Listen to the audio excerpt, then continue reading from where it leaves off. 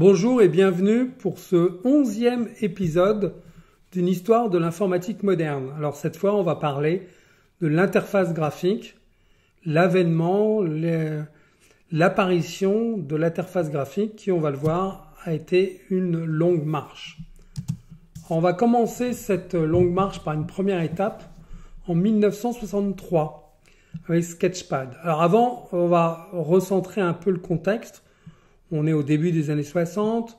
Le mainframe standard est même pas encore apparu. Le 360, c'est quelques années plus tard. Le 360 d'IBM, c'est quelques années plus tard. Et donc, pour le moment, on se pose pas du tout la question d'une interface utilisateur. Et ce qu'il y a de mieux, c'est le projet SAGE qui a été fait pour les militaires américains, pour le NORAD, où sur les écrans radars, on peut pointer les cibles avec un stylo lumineux. Et donc en 1963, voilà Ivan Sutherland qui propose un programme pour faire des dessins à l'écran, le Sketchpad. Alors ce programme tourne sur un ordinateur qui n'est pas très standard, c'est le Lincoln TX2, qui est une machine qui était innovante à son époque, qui a été conçue au milieu des années 50. Et c'est une machine qui comprend à la fois des tubes à vide et des transistors, mais qui a beaucoup de mémoire, enfin pour l'époque, beaucoup de mémoire. Et donc on a ce Sketchpad qui permet de tracer des dessins à l'écran, des dessins assez simples, c'est du dessin de type fil de fer, mais bon déjà pour l'époque c'était extraordinaire. Alors Ivan Sutherland ne va pas en rester là, il va créer une société avec son ami David Evans. Donc ils vont créer la société Evans et Sutherland qui va être un pionnier dans le domaine des stations de travail et des accélérateurs 3D, des machines temps réel, etc., etc. Et dans cette société, on va retrouver les futurs fondateurs de Adobe avec John Warnock ou de Silicon Graphics avec Jim Clark. Dans une certaine mesure, Evans et Sutherland ont joué le rôle de Fairchild au niveau des stations de travail. Donc au début des années 60, l'interface utilisateur préoccupe peu les gens en informatique parce que elle existe presque pas. Il n'y a pratiquement pas d'écran, il n'y a pratiquement pas de terminaux qui sont connectés sur les mainframes. C'est principalement une interface basée sur les cartes perforées. Pour vous donner une idée de l'inertie dans ce domaine-là, quand j'ai commencé à travailler en informatique, c'est-à-dire en 77, sur le mainframe Iris 50 de Bull sur lequel je travaillais, il n'y avait pas un seul écran de connecté, pas un seul. Et le pupitreur passait ses ordres à travers un téléscripteur. Téléscripteur, c'est en quelque sorte une machine à écrire électrique qui est connectée à l'ordinateur. Mais on lui passe des ordres et il répond directement en tapant sur la machine. Donc c'est extrêmement rustique. Donc à l'époque, il n'y a pas la notion d'interface utilisateur pratiquement n'existe pas. Et à ce moment-là, arrive un type qui s'appelle Douglas Egenbart, qui va travailler pour le Stanford Research Institute. Et dans un premier temps, ils vont avoir une première mission d'évaluation des appareils de pointage. Et c'est à ce moment-là qu'il va inventer la souris, dont on voit une toute première version à gauche, taillée dans du bois, très rustique là aussi. Engelbart a déposé une demande de brevet pour sa souris le 21 juin 67, quand même quelques années après Sutherland, après le Sketchpad de Sutherland, et il va l'obtenir le 17 novembre 70.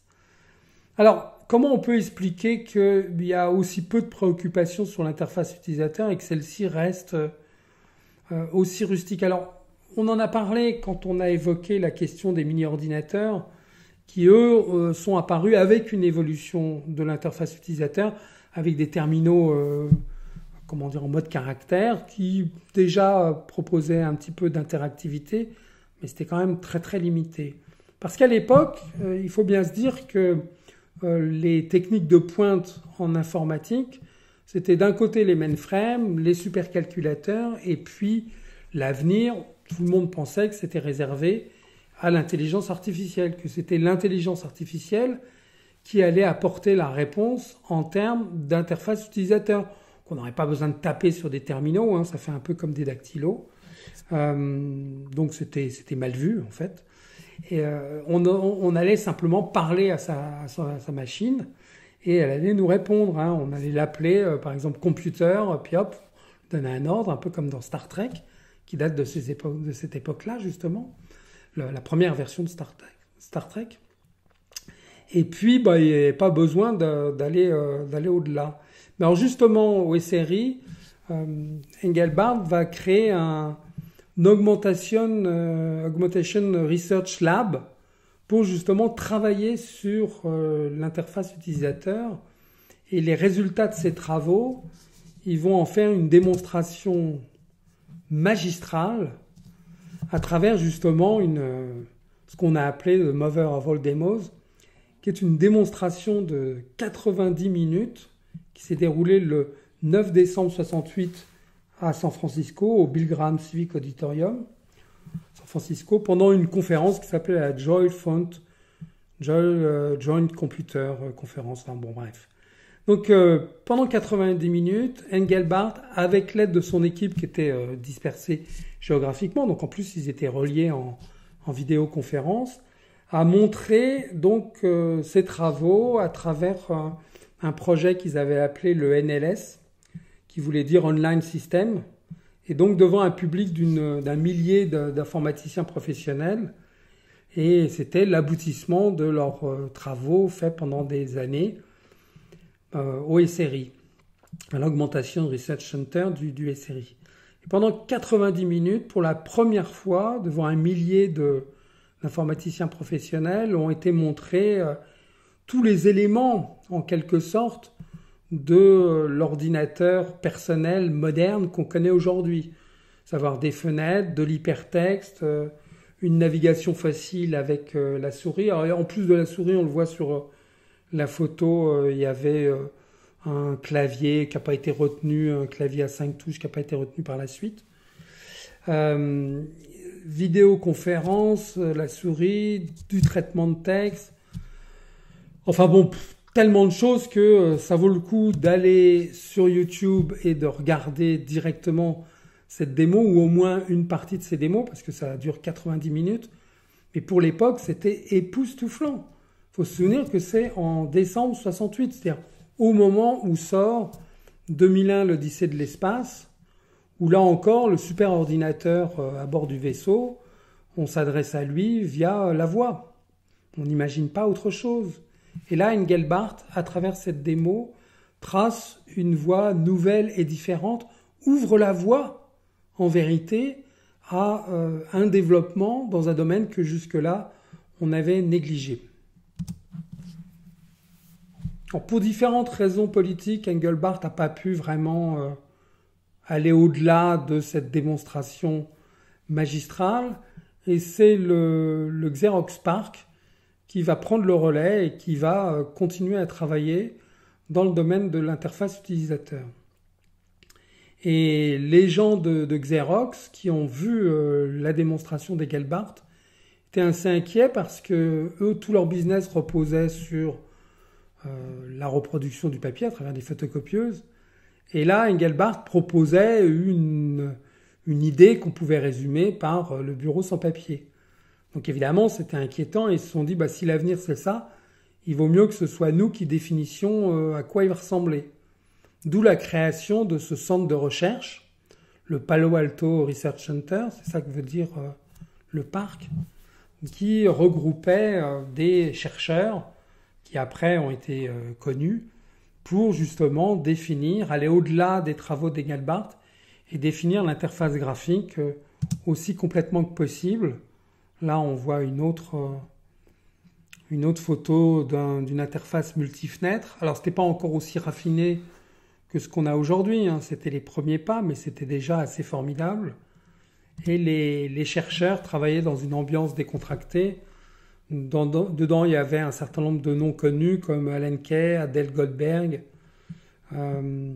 et d'autres encore qui ensuite ont essaimé. Bon, on a déjà parlé de John Warnock qui a créé Adobe, mais Charles Simonyi, par exemple, qui est à l'origine du traitement de texte Bravo, qui a été la première application basée sur une interface graphique. Lui, ensuite, il est parti chez Microsoft pour faire Word. Alors d'abord en interface caractère, mais ensuite en interface graphique. Donc les chercheurs du parc, en quelque sorte, ont mis en œuvre les idées d'Engelbart, mais aussi les idées de Leck Leader, dont on a déjà parlé, qui était le fameux auteur des articles Man-Computer Symbiosis et Man-Computer Partnership. Ethernet a également été créé au Xerox Palo Alto Research Center et également l'imprimante laser. Bon, on parlera de tout ça. On parlera d'Ethernet quand on parlera des réseaux locaux. Mais c'est vrai que le bouillonnement et la concentration de chercheurs talentueux qui a eu lieu au parc au début des années 70 ont vraiment donné l'impulsion qui par la suite a donné naissance à la micro-informatique et au-delà à l'interface graphique. Alors, les chercheurs avaient besoin d'outils, donc ils ont créé leur propre station de travail qui était le Alto qu'on voit en photo sur la gauche. Mais c'était une machine faite sur mesure qui était très chère et qui n'était pas commercialisable en l'état. Ça coûtait aussi cher qu'un mini-ordinateur, voire beaucoup plus encore. Donc Xerox a quand même fait des tentatives de commercialisation. Il ne faut pas dire qu'ils n'ont rien fait avec ce trésor, ils ont quand même essayé. Et en particulier, ils ont commercialisé une machine qu'ils ont appelée la Xerox Star 90 Document Processor, qui a été mis sur le marché en 81, mais pour $17 000. Donc c'était trop cher. Et eux aussi ont fait une démonstration en 77 devant 300 chefs d'entreprise réunis à l'hôtel, dans un hôtel de Boca Raton en Floride.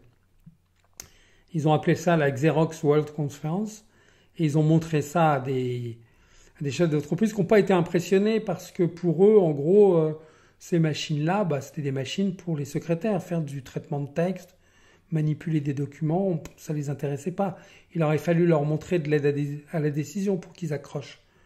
Donc, devant ces échecs successifs, Xerox a fini par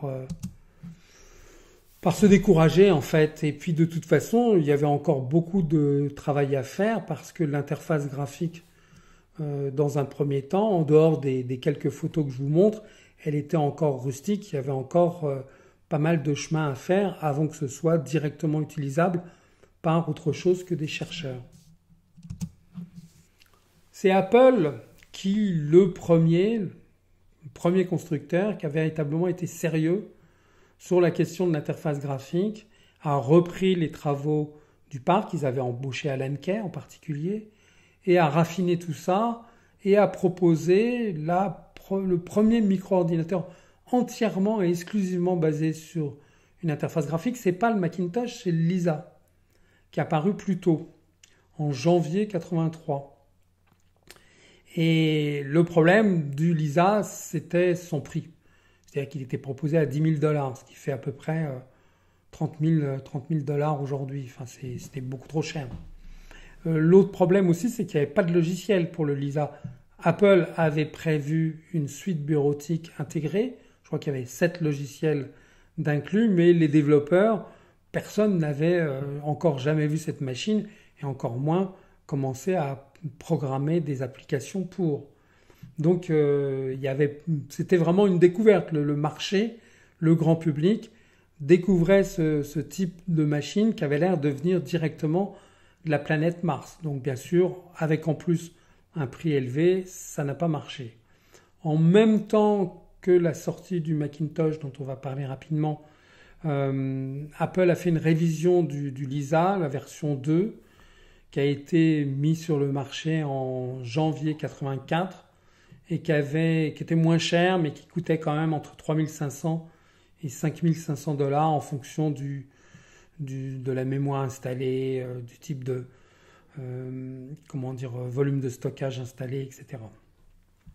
Mais à partir de ce moment-là, on peut dire que la course à l'interface utilisateur est lancée, et un des premiers à prendre ça au sérieux, c'est Microsoft avec Windows, qui qui est annoncé dès 1981, mais qui véritablement ne sort qu'en novembre 85. Donc il a fallu vraiment beaucoup de temps. Et la version 1 qui est sortie à ce moment-là était pas formidable. C'était lent, il n'y avait pas d'application et c'était pas très beau, surtout comparé au Macintosh. Alors certes, c'était en couleur, mais c'était vraiment le seul avantage. Et puis la plupart des PC, des IBM PC ou compatibles, n'étaient pas capables de faire tourner ce Windows qui était une espèce de monstre qui les étouffait complètement. Alors, mais Microsoft s'est pas découragé et en 87, il a lancé Windows 2 qui était un petit peu mieux que son prédécesseur, avec des fenêtres cette fois qui pouvaient se recouvrir, une meilleure gestion de la mémoire et à partir de 1988, avec la version de Windows 2.1 qui arrive en deux déclinaisons différentes, Windows 286 et Windows 386, on peut exploiter plus de mémoire et donc commencer à tourner avec un peu plus de confort. Et là, on commence à voir des applications apparaître. Par exemple, Aldus porte PageMaker sur Windows. PageMaker qui était une des applications phares du Macintosh, qui avait d'ailleurs en quelque sorte sauvé le Macintosh. C'est une application pour faire des documents. Qui a même créé en quelque sorte un marché, puisque couplé à l'imprimante laser, ça permettait dans une certaine mesure pour certains types de documents de se passer d'un imprimeur. C'était une percée absolument incroyable. Donc PageMaker était une des applications phares du Mac à l'époque, et il est porté sur Windows. Donc ça veut dire que Windows commence à être quelque chose d'opérationnel et disponible, et qu'on peut commencer à considérer.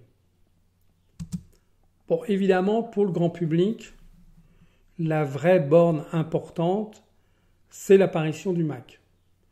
L'apparition du Mac, en janvier 84, a été comme un coup de tonnerre dans un ciel bleu. C'était une machine très innovante, avec un aspect assez sympathique. En plus, il était portable, enfin transportable. Il y avait un sac pour le balader. Et c'est vraiment lui qui a changé les mentalités. Moi, je me rappelle, j'ai acheté un Mac presque tout de suite parce que quand j'ai vu les brochures, je me suis dit, c'est ça. Il y a un avant et un après avec le Mac. Une fois que on avait vu, c'est comme voir la lumière en quelque sorte. Une fois qu'on avait vu le Mac, on avait compris que c'était ce qu'on voulait, c'était ce qu'on attendait. Et qu'il vous en fallait un, séance tenante, quel que soit le prix, parce que c'était cher encore. C'était encore assez cher, ça coûtait 2500 $, donc l'équivalent de 7300 $ aujourd'hui, quand même assez élevé. Et en plus, c'était lent, parce qu'il n'y avait pas beaucoup de mémoire, un seul lecteur de disquette, enfin c'était à la limite de l'utilisable. Mais pourtant, cette petite machine, qui avait un écran de seulement 23 cm de diagonale, qui était en monochrome, c'était du noir et blanc, on peut dire qu'elle a tout changé. C'est-à-dire que c'est elle qui véritablement a introduit la notion d'interface graphique auprès du grand public. Et à partir de là, les plus éveillés ont compris que l'avenir, c'était forcément ça, qu'on ne pouvait pas y échapper. En plus, Apple a fait les choses en grand grâce à, disons-le, tout simplement le génie de Steve Jobs. C'est que pour le lancement du Macintosh, ils ont carrément fait une publicité à la télé à l'occasion du Super Bowl, c'est-à-dire la finale du championnat de football américain à la fin de la saison. Et cette publicité était incroyable. Là, on y voit quelques photos. Là encore, c'est quelque chose comme la démo d'Egenbart. C'est quelque chose à aller voir. Hein. Ce sont des documents, ce sont des jalons de l'histoire de l'informatique. Donc, je vous encourage vraiment à aller voir ces vidéos. Surtout celle-là, elle est courte. Et là, en quelque sorte, il y a un avant et un après. Et tout le monde comprend. Du coup, dans les années 80, à partir du milieu des années 80, la tendance lourde, c'est la course au GUI, c'est-à-dire Graphical User Interface. Et tout le monde s'y met. Alors, en haut à droite, on voit Vision, qui était plus ou moins déjà encore en mode caractère. En dessous, on a GEM, de Digital Research. En bas à droite, on a Next Step. Quand Jobs s'est fait virer d'Apple, il a créé sa petite start-up qu'il a appelée Next. Et évidemment, il a fait le pas d'après du Macintosh. Donc, cette fois, une interface graphique beaucoup plus ambitieuse, en couleur, assez magnifique, assez là aussi innovante. C'est tout ce qu'on a aujourd'hui, en quelque sorte. Et puis, personne ne pouvait échapper, même pas IBM, puisque OS2, dont on a déjà parlé, avait une version avec Présentation Manager qui allait arriver, était promise, allait venir, a fini par arriver en 88 tardivement et qui ressemblait terriblement à Windows 2 en fait. Mais tout le monde s'y mettait, y compris dans le domaine des stations de travail, avec un système typiquement Unix qui s'appelait X-Window. Alors on n'a pas encore parlé d'Unix, on en parlera dans un épisode dédié, mais là comme on parle de l'interface utilisateur, je peux pas faire l'impasse sur X-Window. Alors X-Window c'était assez compliqué parce que d'abord c'était du multicouche, hein, c'est de l'Unix, hein, donc ça peut pas être simple. C'était du multicouche, c'est-à-dire qu'il y a X-Window, c'était en quelque sorte un serveur d'interface graphique par-dessus lequel il fallait mettre un Windows Manager et par-dessus lequel il fallait mettre un Desktop Environment. Donc c'était assez compliqué. X-Window pouvait fonctionner en réseau, en client-serveur, mais là aussi c'était assez particulier parce que la station de travail qui exécutait X, ou même le terminal X, il y a eu des terminaux X de commercialisés, en fait c'était un serveur. Et l'application qui faisait appel était l'application cliente. Donc le paradigme habituel était un peu inversé, mais enfin bon, ça n'a pas trop d'importance. Donc X-Window a été originellement un projet du MIT qui a été mis sur le marché, proposé au public, enfin au public averti, en juin 84. Donc on voit, c'est encore cette époque-là. La fin du commencement, en quelque sorte, de l'interface graphique, c'est avec Windows 3. Windows 3, c'est un autre jalon. À partir de mai 90, Microsoft met sur le marché Windows 3, qui ressemble un peu à Windows 2, mais qui est amélioré un peu sur tous les plans. C'est toujours un environnement qui se lance à partir des MS-DOS. Mais il y a plusieurs modes de fonctionnement, le mode réel, le mode standard, et le mode attendu si on a un 386, qui permet de faire du multitâche, d'adresser beaucoup de mémoire, etc., etc.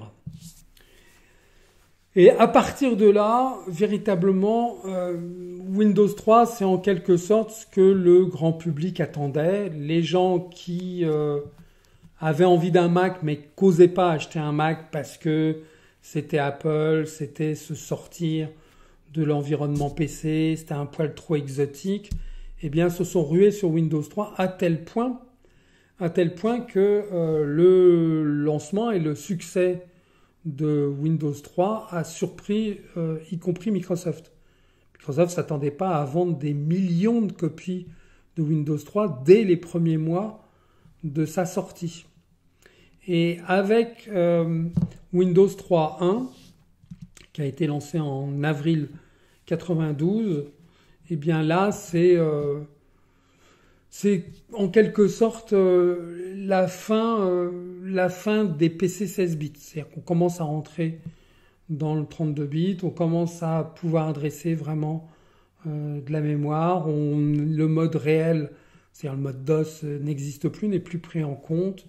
Et là, on peut commencer à faire des choses sérieuses et tous les développeurs se mettent à écrire des applications Windows. Enfin, il y en a encore quelques-uns qui veulent aussi écrire pour OS2, mais en gros, c'est à partir de là qu'on rentre dans l'époque qu'on connaît. Alors bien sûr, on pourrait évoquer Windows 95, XP, etc., etc., et ce qu'on connaît aujourd'hui, mais en quelque sorte, on peut dire qu'à partir de là, qu'à partir de 92, l'évolution de l'interface graphique, des interfaces graphiques et son lancement, sa généralisation, les premières étapes sont achevées. Hein. Mais si on regarde bien, ça a pris longtemps quand même. C'est-à-dire qu'en gros, ça a commencé au début des années 70, voire à la fin des années 60. Et en gros, il a fallu 10 ans pour qu'on ait une première machine. C'est-à-dire la Xerox Star en 80, puis le Lisa en 83. Donc il a déjà fallu un certain temps pour avoir de la concrétisation, 10 ans. Et puis il a fallu encore 10 ans, donc une vingtaine d'années, pour qu'on ait des machines sous OS2, Windows 3, etc. Et que et que ça commence à se généraliser. Et la généralisation, elle est achevée dans les années 2000, où plus personne ne se pose la question, et des machines à interface caractère, en tout cas dans le milieu de la micro-informatique, ne sont plus commercialisées. L'interface graphique s'est complètement généralisée. Donc il a fallu 30 ans. Et ça, cette évolution par palier, c'est ce que j'appelle l'échelle Lefebvre. Alors bon, ça peut paraître un peu prétentieux de donner son nom à une loi d'évolution, mais en fait, moi, je me suis rendu compte que j'ai jamais vu ça nulle part. C'est-à-dire, jamais personne ne parle de ce problème des paliers de 10 ans. Ça commence à minimum 10 ans. C'est le délai incompressible entre les premiers travaux puis le commencement de concrétisation. Et puis à 20 ans, c'est le premier niveau de maturité. Le grand public peut commencer et accéder. Hein, on l'a vu, il a fallu 20 ans pour que les gens commencent à avoir des machines à leur disposition. Et puis 30 ans, c'est le niveau final de maturité, tout le monde en profite et en quelque sorte l'histoire s'achève. Et si ça prend plus longtemps, par exemple 50 ans, c'est ce que j'appelle la frontière de l'illusion. C'est-à-dire qu'en gros, ça va prendre encore 50 ans. Alors on l'a vu par exemple dans le domaine de la fusion nucléaire, je ne parle pas des bombes H, je parle de la fusion nucléaire contrôlée dans les centrales à fusion qui sont un espoir qui est encore lointain, et ça fait 50 ans qu'on nous dit ça fonctionnera dans 50 ans, et sans doute que ça va prendre encore 50 ans. Mais dans le domaine de l'informatique, on a ça aussi.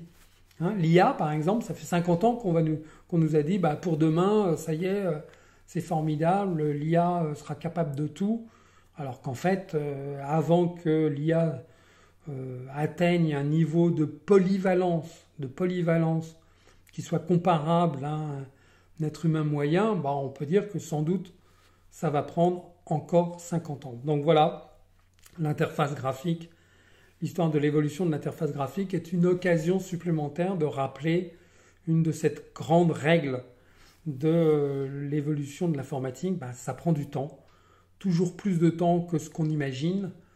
Et les gens qui vous rabâchent qu'on vit une accélération continue, désolé, mais ils vous racontent des conneries. Voilà. Alors, la prochaine fois, on va parler du réseau, d'abord des réseaux locaux, et puis, dans un épisode suivant, d'Internet, bien sûr. À très bientôt. Et bien sûr, merci pour votre fidélité.